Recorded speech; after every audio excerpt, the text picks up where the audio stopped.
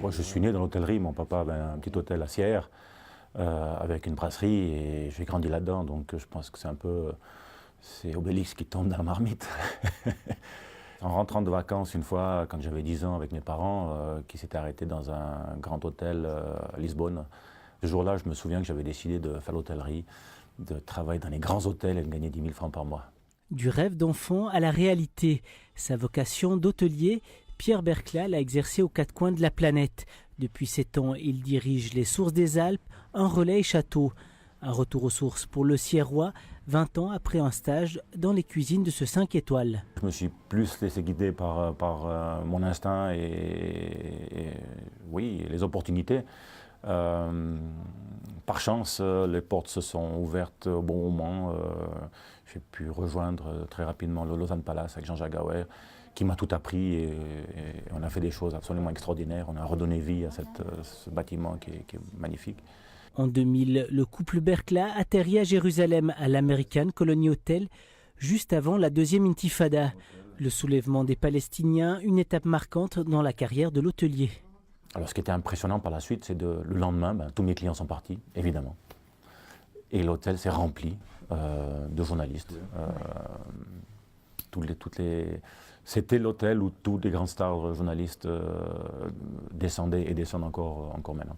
On avait quand même une sacrée sécurité pour la famille, parce qu'il y avait la sécurité à l'extérieur, on avait tous les journalistes qui étaient dans l'hôtel, où parfois ils nous prêtaient la voiture blindée pour aller à l'école.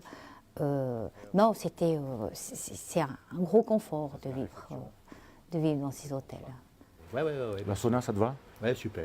Que ce soit à Jérusalem, à l'hôtel Oboroy, le premier 5 étoiles de Bali, ou ici à Loèche-les-Bains, l'accueil avec le cœur, c'est une priorité pour l'hôtelier. Je dis toujours à mes collaborateurs, notamment au petit déjeuner, on a la possibilité de rendre une personne heureuse ou malheureuse pour la journée. Et on a un pouvoir à ce niveau-là qui est extraordinaire.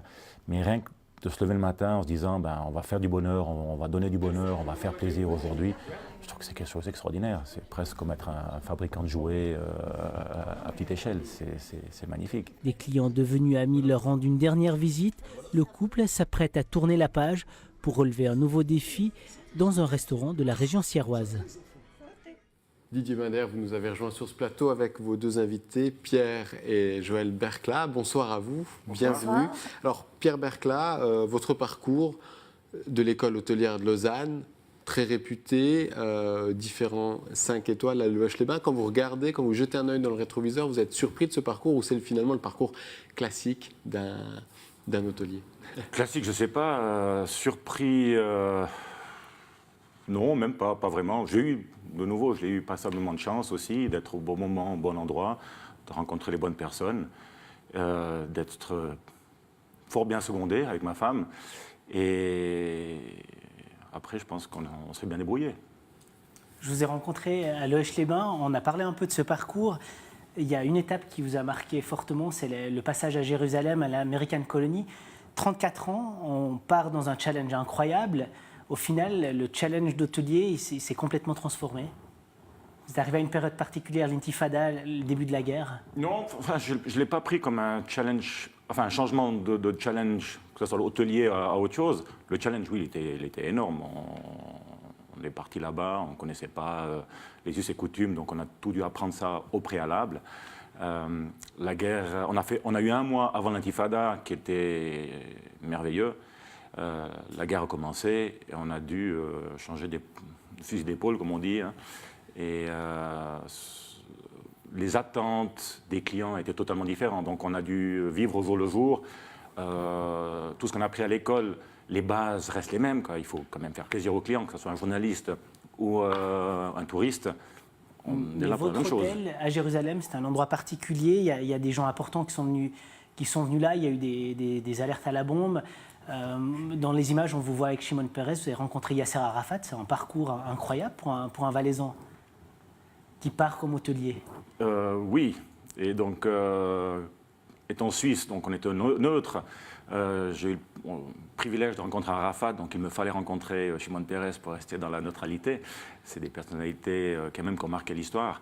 L'hôtel est un hôtel mythique. C'était un des seuls endroits où vous pouviez rencontrer durant les périodes les plus chaudes soit un Palestinien, un Israélien assis à la même table. On a eu passablement de réunions secrètes et non secrètes, mais sans officielles. Et d'ailleurs, c'est là, dans la chambre numéro 16, que les accords d'Oslo en 96, sauf erreur, étaient signés. Joël, mère au foyer à Jérusalem, votre dernier enfant est né là-bas. Vous, comment vous avez vécu cette étape à Jérusalem?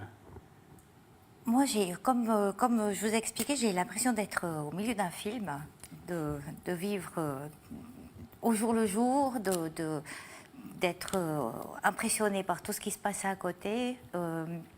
Le côté qui était relativement sympathique, c'est quand j'étais venue un chef de Jérusalem, un guide à Jérusalem, parce que comme il y avait très peu de monde pour visiter tous les musées, toutes les églises et tout, je pouvais passer facilement, je pouvais tout visiter.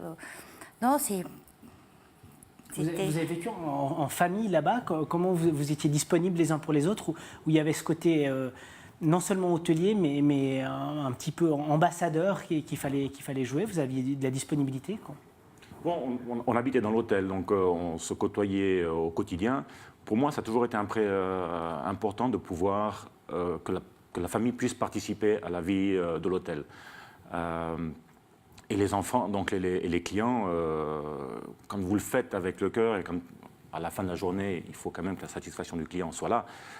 Mais ça crée une ambiance et on a laissé derrière nous toujours des beaux souvenirs, soit chez les clients, chez nous naturellement, mais chez les clients, chez le personnel, parce qu'on avait réussi à créer cette ambiance familiale. On mangeait régulièrement au restaurant.